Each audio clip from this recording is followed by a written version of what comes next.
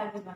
आज हम गुप्ता एंड गुप्ता के क्वेश्चंस डिस्कस करेंगे जो हम हमारी चल रही है थ्योरी ऑफ स्ट्रक्चर में। तो हमने आज ये वाला क्वेश्चन ले रहे हैं 59 क्वेश्चन, या गुप्ता में चेक कर सकते हैं जाके और सॉल्व करने की कोशिश भी कर सकते हैं। तो हमें क्या करना है, फाइंड स्टैटिक इंडिटरमिनेसी हमें फाइंड करना है। तो हमें पता है ये एक रिजिड सॉलिड प्लेन फ्रेम है। इसके लिए हमारा फॉर्मूला क्या होता है, 3m plus r minus 3j minus rh मतलब रिलीज रिएक्शन, इसमें RR था और डीके में RH था। तो मेंबर्स हमें काउंट करने हैं, कितने हैं मेंबर्स, 1 2 3 4 मेंबर्स, प्लस रिएक्शंस इसमें 1 लगेगी, 2 3 और इसमें 3, 6 रिएक्शंस हो गए हमारे, माइनस जॉइंट्स 1 2 3 4 5 जॉइंट है। और रिलीज रिएक्शन कितनी है, ये 2 - 1 m - 1 समीशन ऑफ, याद कीजिए। अगर नहीं आ रहा है तो पिछली वीडियो में जाके चेक कर सकते हैं कि हमने आर की वैल्यू कैसे निकाली। तो 2 - 1 क्या हो जाएगा 1। अब इनको कैलकुलेट करना है, तो इसका आंसर आ गया हमारा 2, डी इसका answer. Next is strain energy stored in a simply supported beam of a span L, flexibility rigidity EI due to central concentrated load W is, हमें स्ट्रेन एनर्जी निकालनी। तो स्ट्रेन एनर्जी का formula क्या होता है, half load into deflection, ये इसका formula होता है। तो लोड कितना लग रहा है, W लग रहा है। सिंपली सपोर्टेड बीम है तो इसका डिफ्लेक्शन क्या होता है, W लोड के लिए होता है WL क्यूब अपॉन 48 यही होता है। हमने बीम्स पढ़ी थी, हमने प्रीवियस वीडियो में इसका पूरा लेक्चर है कि सिंपली सपोर्टेड बीम है और लोड है तो इसके लिए जो डिफ्लेक्शन की वैल्यू होगी तो होगी WL क्यूब अपॉन 48 और जो थीटा होगा वो होगा WL स्क्वायर अपॉन 16। अगर आपको याद नहीं आ रहा है तो वहां जाके और भी बीम्स का भी आप लर्न कर सकते हैं। तो इसका आंसर क्या हो जाएगा, W square L cube upon 96 EI। ये ऑप्शन कहाँ है, यहाँ पे। अगर आप एक भी मिस्टेक करोगे तो वो ऑप्शन भी यहाँ पे होगा, तो इसलिए आपको बहुत ध्यान से ही इसको करना है क्योंकि नेगेटिव मार्किंग होती है। ये जनरली जो वीडियोस हैं ये JEE एग्जाम पे बेस्ड है। आप कोई सा भी JEE का एग्जाम देने जाओगे तो आपको बहुत हेल्पफुल है। Thank you. अब हम 49 वाला क्वेश्चन देखेंगे। तो हमें क्या हुआ है, स्टील फ्रेम है, if joint O of the frame is rigid है, the rotational stiffness निकालनी है हमें फ्रेम की। तो हम प्रीवियस में देख भी चुके हैं कि अगर हिंज होता है तो हिंज के केस में क्या होगा, 3EI/L रोटेशनल स्टिफनेस, और फिर इसमें कुछ होगा नहीं, 0 होगा इसके लिए, फ्री के लिए, और फिक्स्ड के लिए क्या होगा 4EI/L, और इसके लिए भी 4EI/L। कहाँ पूछा है, O पॉइंट पर। तो हम O पॉइंट पे हमें स्टिफनेस निकालनी है, रोटेशनल स्टिफनेस। तो हम सबको ऐड कर देंगे, 3EI/L plus 0 plus 4EI/L plus 4EI/L। इसका क्या हो जाएगा, 4 4 8 9 10 11 EI/L इसका आंसर।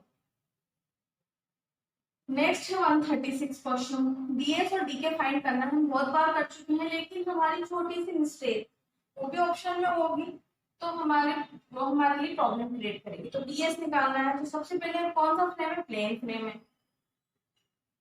तो डीएस की वैल्यू क्या हो जाएगी, 3m plus r minus 3j। Release reaction है ही नहीं।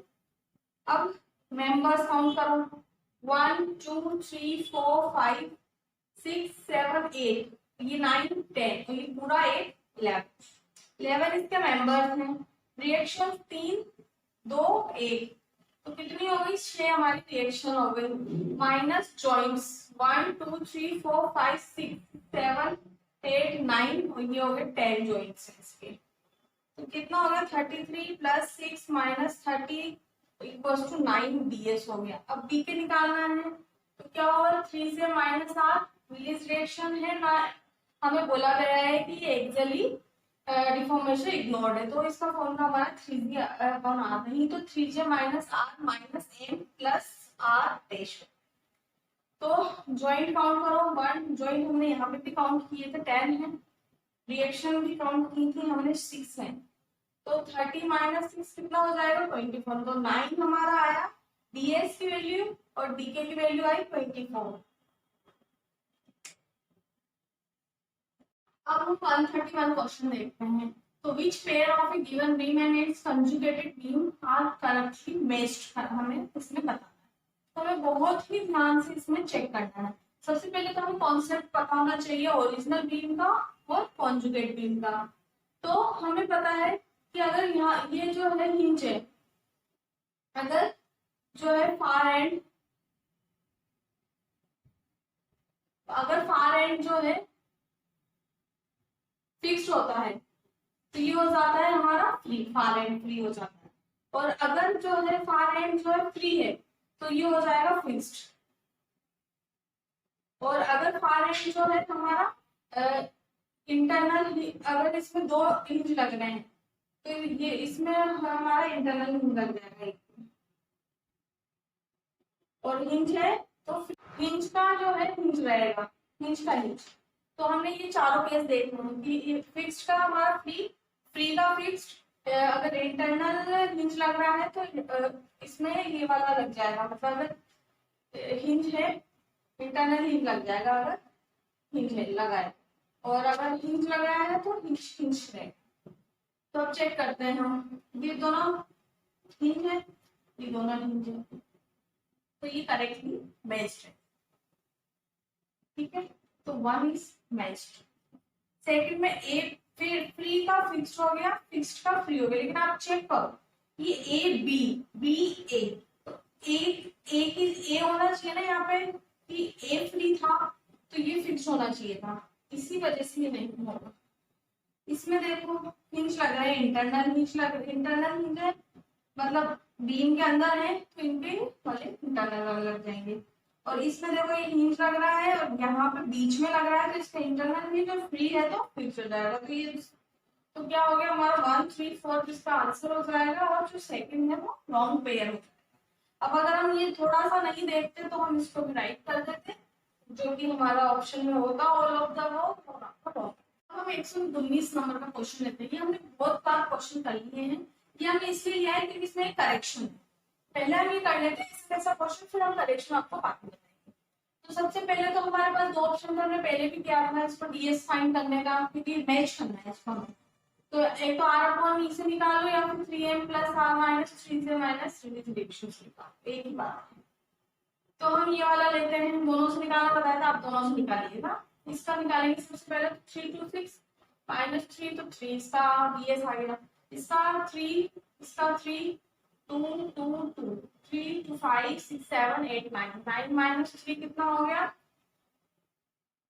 6 3 6 9 माइनस 3 बराबर 6।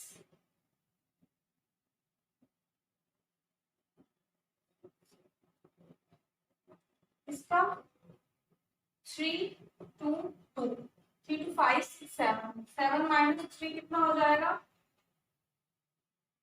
4 4। तो अब हमारा ये दोनों 6 6 है, ये रॉन्ग हो जाएगा। फर्स्ट का हमारा 3 आया है, ये हो गया 3। सेकंड का हमारा 6 आया है 1, और थर्ड का भी 6 आया है, ये हो सकता है। फोर्थ का हमारा 4 आया है, यानी कि ये वाले मिक्स्ड है। तो हमारा ये वाला इसलिए रॉन्ग आ रहा है कि इसमें करेक्शन है, इसमें जो हिंज की जगह लग रहे हैं रोलर।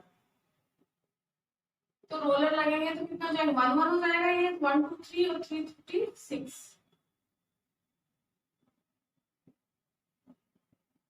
तो हम देखो थोड़ी सी भी मिस्टेक करेंगे तो हमारा आंसर्स नहीं आएंगे, ये हम भूल गए जिसको माइनस करना रिलीज रिएक्शन को। तो 3 3 4 5 6 6 माइनस 3 माइनस 1, तो 2 हमारा इसका हो गया, तो इसका 2 हो गया। और 3 2 4 और इसका हमारा हो जाएगा 369। 9 में से 3 गया तो 6 बचा। इस तरीके से हमारा ये क्वेश्चन कंप्लीट होता है। आई होप आपको अच्छा लगा हो, आप ये कनेक्शन भुगतान जाके करेंगे। अब हम 133 और 143 क्वेश्चन करेंगे। 143 आप करेंगे सेम है, 133 हम आपको एक्सप्लेन करेंगे। सबसे पहले क्या फाइंड करना है, बेंडिंग मोमेंट डायग्राम, बीएमडी की फुल फॉर्म होती है। ये बेसिकली तो सॉन्ग का क्वेश्चन है, बट टॉस और सॉन्ग एक में ही माना जाता है इसमें। अब आप देखिए, इसको सॉल्व करने बैठेंगे तो कम से कम आधा घंटा तो हमें इसमें चाहिए। और हम जो है रिटर्न पेपर नहीं है और पेपर होता है, तो इतना अगर हम एक क्वेश्चन में देखें तो हमारा टाइम कंज्यूमिंग होगा। इसलिए हमें जो है कुछ कॉन्सेप्ट लगाना पड़ेगा। तो हमें पहले ये कॉन्सेप्ट बताना चाहिए कि अगर पॉइंट लोड है तो शियर फोर्स और बेंडिंग मोमेंट डायग्राम कैसे बनते हैं। यूडीएल है, मतलब यूनिफॉर्मली डिस्ट्रीब्यूटेड लोड है, तो कैसे बनते हैं। और अगर यूवीएल है, मतलब यूनिफॉर्मली वेरिंग लोड, तो कैसे बनते हैं। ऐसे शियर फोर्स डायग्राम, एसएफडी और बीएमडी। तो इसमें जो है हमारा पॉइंट लोड लग रहा है, तो हमारा जो है वो बनेगा रेक्टेंगुलर शियर फोर्स बनेगा और ट्राइंगल जो है बीएमडी बनेगा। और अगर पैराबोलिक है तो ट्राइंगल तो शियर फोर्स बनेगा और पैराबोला जो है बीएमडी बनेगा। ठीक है। और अगर यूवीएल है तो शियर फोर्स हमारा पैराबोला बनेगा और ये बनेगा क्यूबिक। ये हमें कॉन्सेप्ट जो है पता होना चाहिए, नहीं पता है तो आप नोट डाल के लिख सकते हैं। तो हम इसमें अप्लाई करते हैं। तो सबसे पहले तो लग रहा है पॉइंट लोड, तो पॉइंट लोड की जगह लगेगा हमारा ट्राइंगल। ये पैराबोला है, ये कट गया कैंसिल, ये भी कैंसिल हो गया, ये दोनों में से एक हो सकता है। यूडीएल के लिए लगेगा पैराबोला, राइट है। अब हमें ये देखना है कि हिंज अगर है, अगले आपको 143 में काम आएगा, तो जो ये वाला क्वेश्चन है वो होता है हमारा 0। तो यहाँ पे भी 0, यहाँ पे भी 0 सेम। लेकिन अगर हम यहाँ पे फ्री एंड मूवमेंट टाइप भी बन रहा है तो यहाँ पे नहीं बन रहा है, तो इस तरीके से ये नहीं होगी, ये हमारा आंसर। 143 सिमिलर है, आप करके देखिएगा, नहीं होगा तो आप कमेंट करिए। Thank you everyone, I hope you like it. अच्छी लगी हो तो लाइक से सब्सक्राइब करें ताकि आगे आने वाले नोटिफिकेशन आपको मिल सके। Thank you.